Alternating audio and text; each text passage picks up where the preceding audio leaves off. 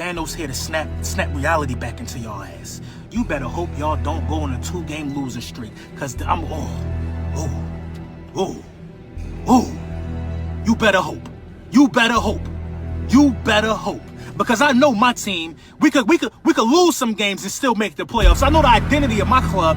Y'all not built like that though. But here, Philly Fresh, you hear it right now. When I get my quarterback next year, I'm pulling up. I'm pulling up to your stadium, and I'm going to look you in your eye. And I want this same energy that you had last night, this night. I want this same energy when I get number 4 back. I'm going to look you in your eye. So whatever your stadium called, I'm pulling up.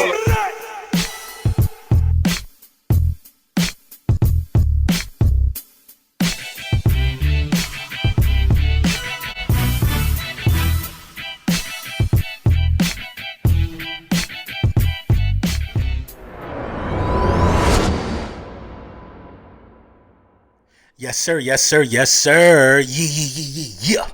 Lil Brunson back at you with the back at you, and I am the best reporting on the Eagles. Listen, before we get into the meat and potatoes, I'm going to let you know that this video was brought to you by Manscaped. Big Manscaped in the building, providing you nothing but the greatest and the latest cutting-edge technology to keep today's man groomed. Use code Brunson, save 20% off, and get the free shipping, and the free shipping I fall for that for y'all. Yes, sir, so you just saw it. I'm going to be talking with my guy Tuck tomorrow. It's going to stream on both channels. I need all the bullies in attendance. I need all the bullies to pull up. These Cowboys fans been wanting to talk lately. So what we going to do is we going to talk tomorrow. We going to talk, and we might end up leaving the talking right there until it's time for action on the field. So we going to address everything. We going to see what their real issue is with Eagles Nation this offseason and all of the hating that they've been doing. So listen, man, the Eagles out here still making moves. They still willing and dealing. Howie Roseman is coming at this with a fresh set of eyes. And I know exactly what Howie Roseman is doing. Howie Roseman is saying, look, I know we got Slay. I know we got Bradbury. I know we got a good slot corner. But what happens if somebody goes down? So he went out here and claimed Jimmy Moreland off of the waivers from the Houston Texans, former draft pick of the Washington football team. Howie Roseman has really attacked the deficiencies of the division pretty well this offseason. Even dating back to last season, to even trade with Dallas to get Devontae Smith. They wanted Micah Parsons. We wanted Devontae Smith. He made a deal with a division opponent to make that happen. And the deal worked out for both sides. Even with Howie Roseman, using the Giants and taking advantage of the James Bradbury situation. Now he feasts on the bones of another division rival and getting one of the guys that they drafted that they couldn't keep on the team. He came out of college with some great upside. It really hasn't translated to the next level. But as a rotational cornerback, I like him. I like him as a rotational cornerback. He got some experience. He does have a memorable pick on Carson Wentz, I believe in the 2020 season when we blew the 17-point lead. You know what I'm saying? The guy can play the cornerback position. We out here looking for cornerback depth. We're not out here looking for guys that can just run around the field and be there and miss tackles. We're looking for guys that can make stuff happen. And still sharp and still, man, I think this guy will be a great addition to what we got going on in the cornerback room with Slay, with Bradbury, with Maddox, with some of the young undrafted free agents that we got. Listen, it's creating competition. All we know for sure is we know the 3 guys that's going to be there, the guys that we keep naming. Who else is going to be a rotational piece? You know what I mean? Is our guy Zach McPherson going to step up? What's really going to happen with a lot of these guys? You got Joe out of college. You got Goodrich you from Clemson. You got guys that can play the cornerback position, but the cream got to rise to the top. Now our cream, we know who these guys are, but who's going to back up these guys? You know what I'm saying? Who's gonna have the privilege of being in this cornerback group with these guys for the rest of the season? And only time going to tell on that one, man. So the Eagles were interested in signing Nick Foles before the Colts actually signed him. And I thought Nick Foles would be the one that would shut a deal down like this, being as though it didn't happen. Maybe Nick Foles was like, listen, I'm not there.